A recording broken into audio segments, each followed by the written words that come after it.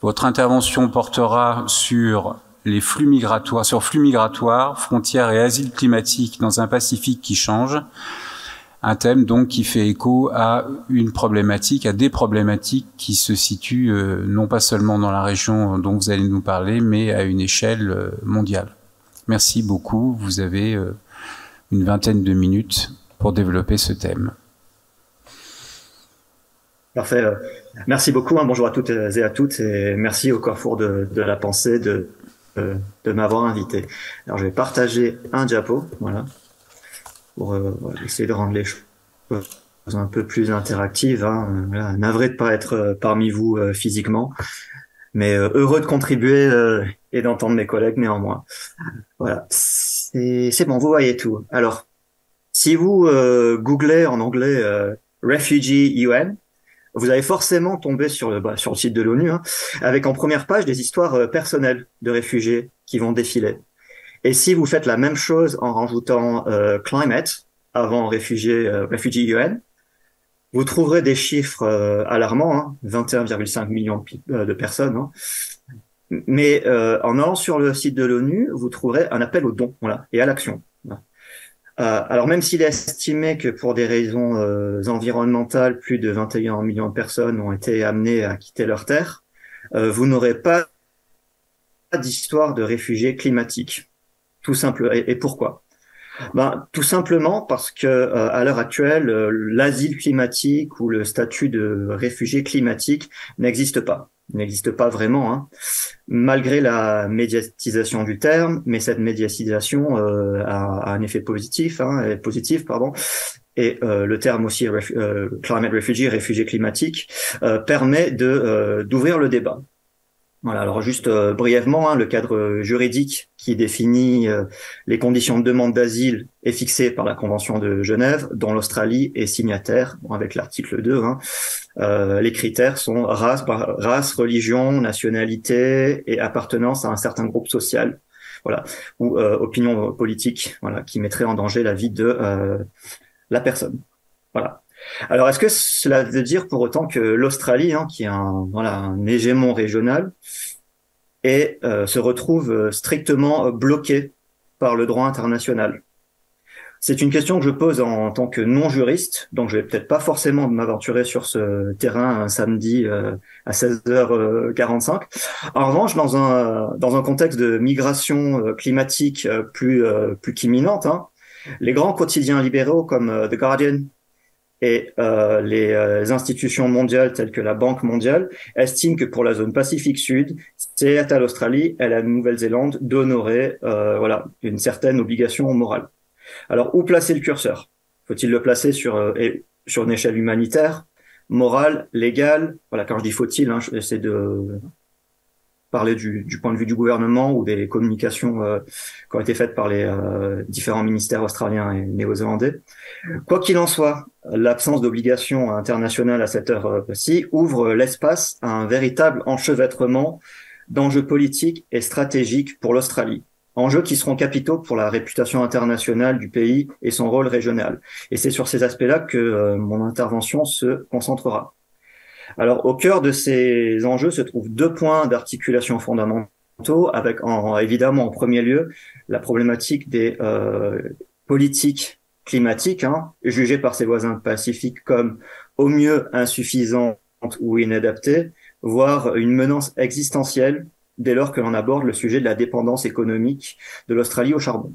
Voilà, ça vous connaissez. Et en deuxième lieu, quelque chose que vous connaissez aussi, pour celles et ceux qui étaient là hier après-midi, la question de la souveraineté non négociable des frontières. Thème récurrent qui fait partie intégrante de la culture politique australienne. Voilà, si bien que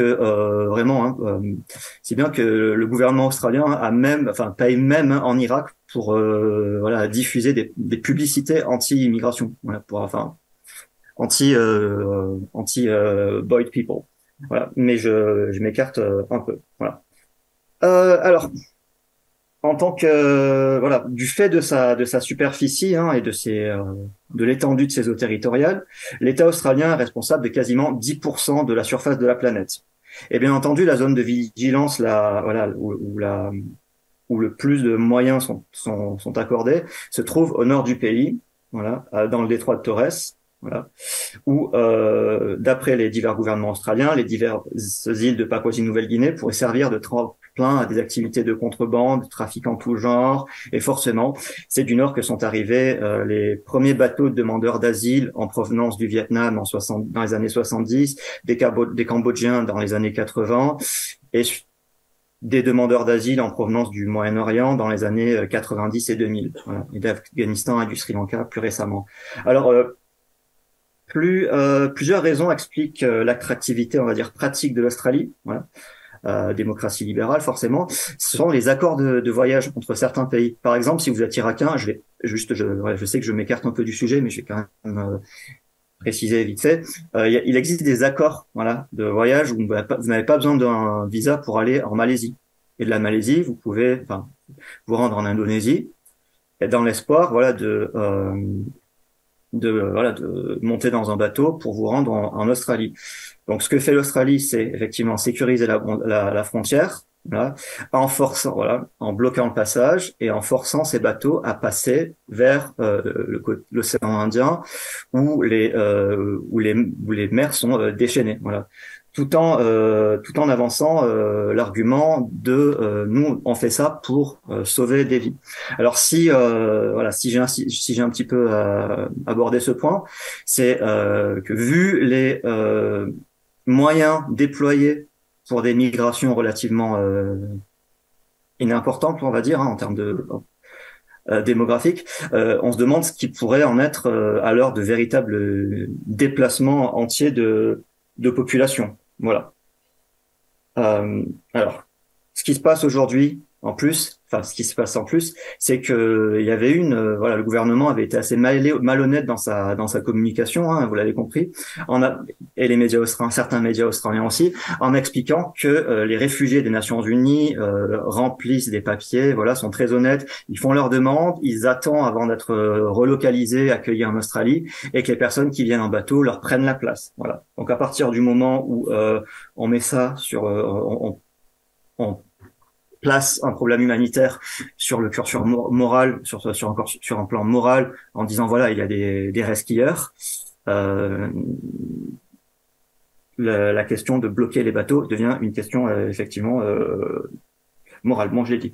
Alors, l'opinion publique australienne est désormais au courant des manquements aux obligations internationales de l'Australie, des violations des droits fondamentaux des demandeurs d'asile, mais elle est également plus sensible aux problématiques climatiques depuis les feux de brousse dévastateurs de 2019, fin 2019 et 2020, et des accros diplomatiques avec les voisins distants de l'Australie, hein, qui l'accuse de faire passer son industrie d'exploitation du charbon avant, je cite, sa famille pacifique.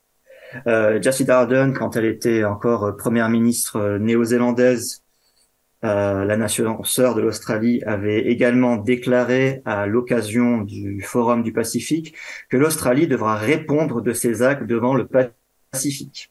Voilà. Voilà. Voilà.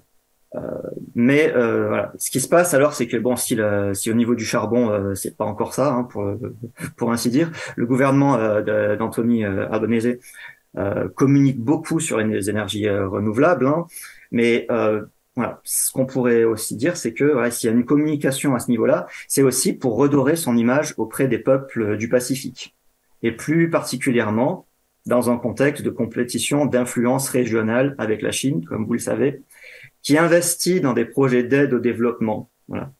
L'Australie et dans une moindre mesure la Nouvelle-Zélande étaient considérées jusqu'alors par les puissances occidentales comme les seuls gestionnaires et gendarmes du Pacifique. Alors la situation environnementale du Pacifique et la réponse qui sera apportée par ces États-là sera capitale dans cette course à l'influence. En attendant, d'après les observations des satellites de la NASA, depuis 1993, le niveau de la mer augmente de 3,5 mm chaque année. Et ce qui était une préoccupation de militants écologistes isolés il y a quelques décennies et qui n'inquiétait pas vraiment les gouvernements est désormais considéré comme l'un des plus grands risques à la stabilité régionale et à la sécurité des États. Et à plus forte raison dans l'Indo-Pacifique. Donc, ce qui est en train de se passer, donc, c'est que la perception du problème via un prisme sécuritaire prend le pas sur l'aspect humanitaire et environnemental de la question. Voilà. Et je répète, hein, quand on voit les moyens et les méthodes déployées pour sécuriser les frontières maritimes au nord de l'Australie, voilà, on peut se demander ce qui va en être, voilà, à l'heure des grandes migrations climatiques. Donc, le ministère de la Défense a donc été amené à se saisir du dossier. Et d'un point de vue militaire, pour l'Australie, comme d'autres puissances pacifiques telles que les États-Unis et la France d'ailleurs, le changement climatique est avant tout un démultiplicateur de risques. Voilà. Les gradés de l'armée australienne anticipent déjà la future configuration de leur théâtre d'opération et les risques sur le sol national. Vous avez une citation d'un des maréchals de l'aviation australienne, hein, voilà, qui explique que voilà, c'est une des priorités du ministère de la Défense australienne, voilà, anticiper les risques pour la sécurité nationale. Voilà. Alors, lorsque l'on parle de migration climatique, forcément, c'est pas l'aspect qui prime, et l'aspect le plus médiatisé, c'est effectivement celui-ci. Voilà. Voilà, on parle avant tout des micro-États insulaires qui se retrouveront engloutis, et j'y reviendrai par la suite. Mais le pays dans le voisinage immédiat de l'Australien qui se retrouvera aussi sévèrement frappé, hein, voire le plus frappé, au nord de l'Australie, c'est la Papouasie-Nouvelle-Guinée. Voilà. Avec une population de 7,7 millions d'habitants par opposition aux États insulaires du Pacifique qui comptent environ 2,6 millions d'habitants. En Papouasie-Nouvelle-Guinée, les sols sont contaminés par la montée des eaux salées. L'érosion des côtes a déjà entraîné des déplacements de population, hein, environ 18 000 personnes selon les estimations du Haut Commissariat des droits de l'homme des Nations Unies. Donc, que fait l'Australie à ce niveau-là? Voilà. Alors, en 2021, lors de la COP 26, l'Australie s'est engagée à attribuer 700 millions de dollars australiens pour renforcer la résilience des îles du Pacifique en faisant de la Papouasie-Nouvelle-Guinée son partenaire privilégié. Donc, en termes de communication, le ministère des Affaires étrangères et du Commerce affiche clairement son idée de partenariat dans le respect des aspirations des populations locales. Et ça, c'est assez important, j'y reviendrai. Plus récemment, le gouvernement travailliste albanais a renforcé l'engagement de l'Australie dans le Pacifique avec le Pacific Climate Infrastructure Financing Partnership, où 3,5 milliards de dollars, cette fois-ci, on ne parle pas du tout des mêmes moyens, seront investis, voilà, pour construire des infrastructures censées minimiser ou retarder voilà, l'impact voilà, de tempêtes et d'événements climatiques de plus en plus violents. Voilà. Et pour faire face à l'inévitable, la montée des eaux. Donc, de réfugiés climatiques à injection de fonds et construction d'infrastructures pour repousser l'inévitable, faut-il y voir une avancée ou une régression? Je pose la question, mais je n'ai pas forcément de réponse directe. En revanche, je vais remonter un peu le temps. Voilà. Vous allez comprendre pourquoi. Et je vais aussi changer de pays en parlant de la Nouvelle-Zélande. En 2017, la presse internationale avait salué ce pays pour son ambition de créer des visas spécifiques pour les réfugiés climatiques des pays insulaires menacés par la montée des eaux du Pacifique. Le gouvernement de Jacinda Ardern avait dû rétropédaler pour deux raisons. La première, vous la connaissez. Elle est légale, voilà, c'est l'obstacle que pose le droit international avec la Convention de Genève. Et d'ailleurs, 10 ans avant cela, la première demande d'asile historique pour des raisons climatiques avait été enregistrée en Nouvelle-Zélande. Il s'agissait de la famille Teichota, une famille originaire des Kiribati, et cette famille-là vivait en Nouvelle-Zélande, mais avait dépassé son visa et avait fait la demande d'asile en faisant valoir que la vie de leurs enfants à Kiribati était menacée par l'élévation du niveau de la mer. Voilà. Mais après des années de bataille juridique, leur demande avait finalement été rejetée par la Haute Cour de justice néo-zélandaise en 2014, voilà, qui avait statué, la demande n'est pas conforme aux dispositions de la Convention sur les réfugiés. Donc voilà, donc il y a ce premier obstacle. La deuxième raison, elle est tout autre, hein, et elle provient de la volonté exprimée par les dirigeants des peuples insulaires qui refusent la posture un petit peu victimaire, hein, voilà, selon leurs termes, dans laquelle ils sont souvent présentés. Voilà. Et aussi, voilà, parler de réfugiés, de migration climatique, ça veut dire que ces îles sont condamnées. Alors, dans un discours historique, hein, le président Kiribati, Anote Tong, avait, en 2018, expliqué sa préférence pour le terme migration dans la dignité, si des migrations devraient se faire, où sa population, voilà, pourrait progressivement s'installer, essentiellement en Australie et en Nouvelle-Zélande, ou des moyens pour préserver la culture et la langue locale, la langue des Kiribati, seraient mises en œuvre, voilà, tout en prenant en parallèle des compétences professionnelles valorisées sur le marché du travail. C'était le projet qui était avancé, mais qui n'avait pas vraiment vu le jour. Il s'avère par contre que l'Australie a repris la Nouvelle-Zélande sur un autre modèle. Voilà, la Nouvelle-Zélande, en fait, c'est un pays qui a mis en place des contrats et des visas temporaires pour les travailleurs du Pacifique. Et ça, c'était indépendant, hein, du contexte environnemental. Et ce que l'Australie a fait, hein, c'est qu'elle a créé ces visas temporaires pour travailleurs et travailleuses saisonniers, non qualifiés essentiellement du Pacifique. Vous pouvez postuler, alors si vous êtes un ressortissant d'une des îles du Pacifique, et âgé de 21 à 45 ans, dans le cadre d'un programme qui s'appelle Pacific Australia Labour Mobility. Alors ces visas sont un petit peu controversés parce qu'ils sont vus d'un côté comme de l'exploitation économique pour certains, et comme d'autres, il s'agit tout simplement d'une manière d'attirer de la main-d'œuvre bon marché. Voilà. En faisant miroiter peut-être plus tard une installation permanente en Australie. Voilà. Pour d'autres observateurs, les revenus gagnés en Australie permettent aux insulaires du Pacifique d'envoyer des sommes conséquentes à leurs familles, tout en renforçant la coopération entre les peuples et en respectant le choix des acteurs et des actrices concernés. Choix qui avait été exprimé par plusieurs leaders du Pacifique.